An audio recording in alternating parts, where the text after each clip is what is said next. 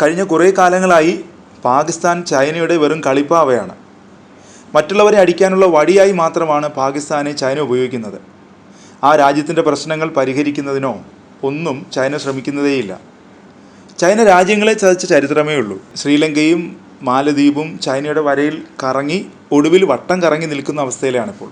അതിരൂക്ഷമായ സാമ്പത്തിക പ്രതിസന്ധിയാണ് പാകിസ്ഥാൻ നേരിടുന്നത്.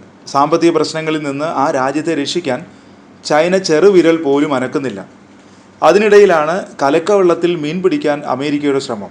ചൈനയുമായി അമേരിക്ക കൂടുതൽ അടുക്കുന്നത് തടയാൻ $100 മില്യൺ ധനസഹായം നൽകാനൊരുങ്ങുകയാണ് അമേരിക്ക.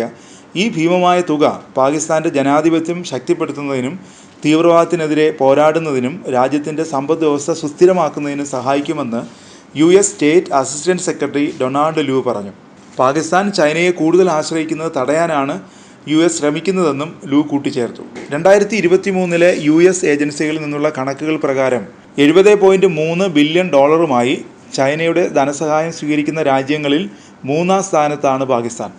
മന്ദഗതിയിലുള്ള സാമ്പത്തിക വളർച്ചാ നിരക്കും പണപ്പെരുപ്പവും പാകിസ്ഥാനിലെ 1 കോടിയോളം ജനങ്ങളെ ദാരിദ്ര്യരേഖയ്ക്ക് താഴേക്ക് എത്തിക്കുമെന്ന് അടുത്തിടെ ലോകബാങ്ക് മുന്നറിയിപ്പ് നൽകിയിരുന്നു. ലോകബാങ്ക് റിപ്പോർട്ട് പ്രകാരം രാജ്യത്തെ പണപ്പെരുപ്പം 26% വർദ്ധിച്ചത്.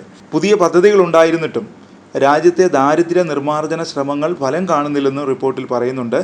രാജ്യത്ത് 98 ദശലക്ഷം പേർ നിലവിൽ ദാരിദ്ര്യരേഖയ്ക്ക് താഴെയാണ്. അടുത്ത 3 വർഷത്തേക്കെങ്കിലും രാജ്യത്ത് കമ്മി ബജറ്റാവും നിലനിൽക്കുകയെന്നും ലോകബാങ്ക് സൂചിപ്പിച്ചു.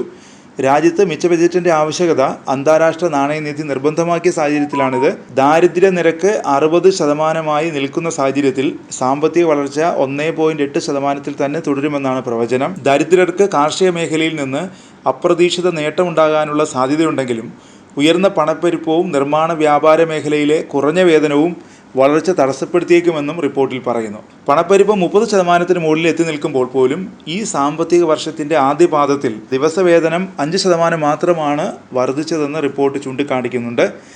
യാത്രാ ചെലവുകൾ ഉൾപ്പെടെ ജീവിത ചെലവ് രാജ്യത്ത് വർദ്ധിക്കുന്നതായും ദരിദ്ര കുടുംബത്തിൽപ്പെട്ടവർക്ക് ആവശ്യമായ ചികിത്സ പലപ്പോഴും ലഭിക്കുന്നില്ലെന്ന് റിപ്പോർട്ടിൽ പറയുന്നുണ്ട്. രാജ്യത്തെ ഭക്ഷ്യസുരക്ഷയുടെ കാര്യവും ആശങ്കാജനകമാണെന്ന് റിപ്പോർട്ട് സൂചിപ്പിക്കുന്നു. കുറഞ്ഞ കരുതൽ ശേഖരവും ഉയർന്ന പണപ്പെരുപ്പവും കാരണം പാകിസ്ഥാൻ്റെ സമ്പദ്വ്യവസ്ഥ സമ്മർദ്ദത്തിലാണെന്നും ദാരിദ്ര്യം കുറയ്ക്കാനുള്ള ശ്രമങ്ങളിൽ പ്രതീക്ഷിച്ച വിജയം കൈവരിക്കാൻ സാധിച്ചേക്കില്ലെന്ന് റിപ്പോർട്ട് വ്യക്തമാക്കുന്നു.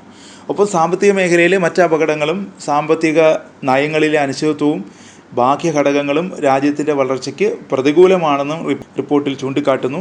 ഇറക്കുമതി നിയന്ത്രണങ്ങളും ഉൽപ്പന്നങ്ങൾക്ക് ആഭ്യന്തര കമ്പോളത്തിൽ ആവശ്യക്കാർ കുറഞ്ഞതും ആഗോള ഉൽപ്പന്നങ്ങളുടെ വില കുറഞ്ഞതും ഈ സാമ്പത്തിക വർഷത്തിൻ്റെ ആദ്യ പകുതിയിൽ പാകിസ്ഥാൻ്റെ കറണ്ട് അക്കൗണ്ട് ഡെഫിസിറ്റ് $0.8 ബില്യൺ ചുരുങ്ങിയിരുന്നു. കഴിഞ്ഞ സാമ്പത്തിക വർഷത്തിൽ ഇത് $3.6 ബില്യൺ ആയിരുന്നു.